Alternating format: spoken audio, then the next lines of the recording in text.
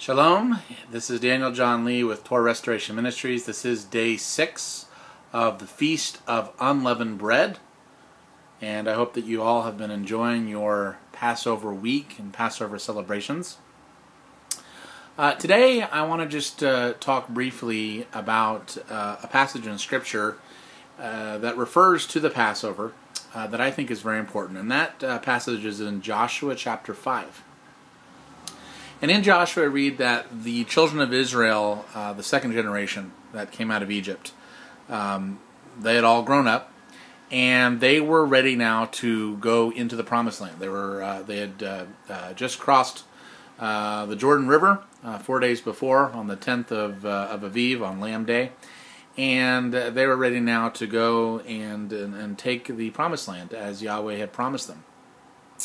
But we read something very interesting in that passage, and that is that Yahweh, before they begin their conquest, Yahweh asked Joshua to have all the males circumcised because of their rebellious parents who wound up perishing in the wilderness for their hardness of heart. They did not circumcise their children like Torah had told them to.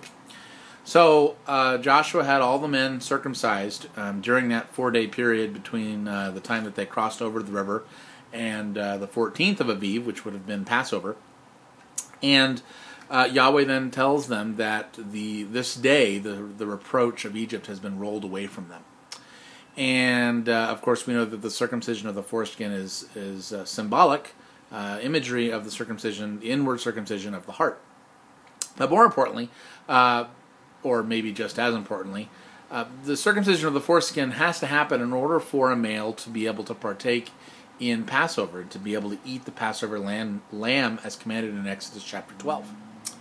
So, on the 14th day of Aviv, as they're encamped just on the other side of the Jordan, on the western shores of the Jordan River, as they're getting ready to go into the Promised Land, they celebrate Passover for the first time as they're about to enter the Promised Land.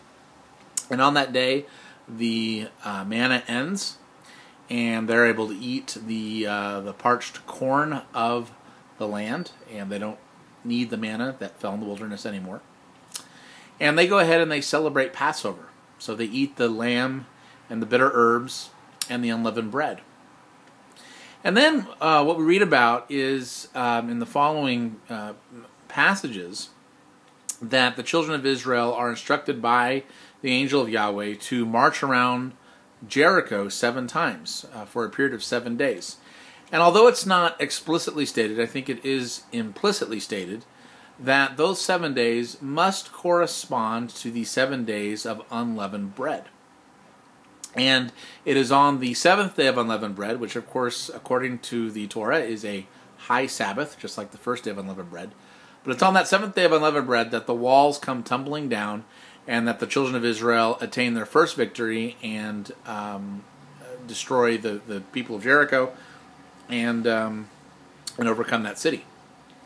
So I often like to think that because the 7 days of unleavened bread corresponded with the 7 days that the children of Israel marched around the city of Jericho, and that it was upon the 7th day of unleavened bread that the walls of Jericho came tumbling down as the people of Yahweh shouted to their Yah, that this is a time spiritually when we should really ask Yahweh to tear down any walls in our lives. Maybe there have been issues or problems in our lives that we're dealing with. Maybe they're spiritual in nature, and we haven't been able to resolve them. And so I think this is a time spiritually when we can cry out to Yah and say, Yah, even as you brought the walls of Jericho down in the time of that Feast of Unleavened Bread, the days of unleavened bread of Joshua's time, so to bring these walls down in my life for this particular situation.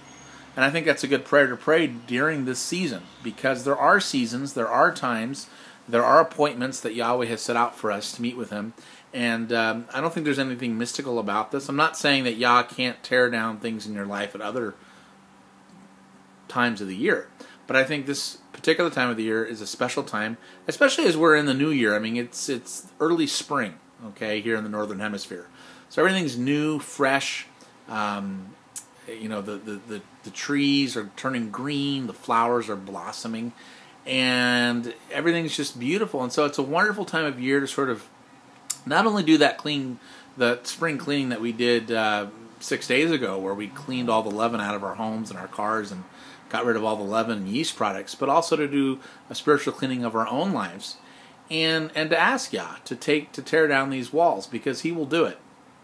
And so if you have any type of situation like that in your life, I encourage you, offer up that prayer. Tonight, April the 11th, Wednesday night, begins the 7th and last day of unleavened bread. And of course, it is a high Sabbath. It's a Shabbat. It's a day that you're not supposed to work or buy or sell or anything like that. So tonight, April 11th, until tomorrow night, April 12th, so all day Thursday is the high Sabbath, the 7th day of unleavened bread. And so I encourage you, offer up that prayer to Him over the next 24 hours. Ask Him to bring down these walls in your life of any type of situation that you're dealing with. And I think you'll be very pleasantly surprised and encouraged by the results of such a prayer, because this is the time to ask God to help you to do that. And read that passage in Joshua, because I think you'll agree with me that it's pretty clear that those 7 days that they marched around Jericho correspond to the 7 days of unleavened bread. So just another way that this feast day is relevant to our lives physically, relevant to our lives spiritually. Don't let anyone tell you that these are just old Jewish traditions that have passed away with the Old Testament, because they're not. As Paul the Apostle said, these are shadows of things to come. And not only that, but these are feasts that help us to even currently point toward our lives now, and how we can pray and how we can relate to Yahweh. So have a wonderful rest of your Feast of Unleavened Bread. Remember that tomorrow night, April the 12th, when it is completely dark outside, you can once again eat bread, eat yeast, bring leaven products into your home, and you can do that once again. So, shalom, Yahweh bless, and I'll have a final podcast for the High Sabbath, the 7th day of unleavened bread, that'll be coming up. Shalom.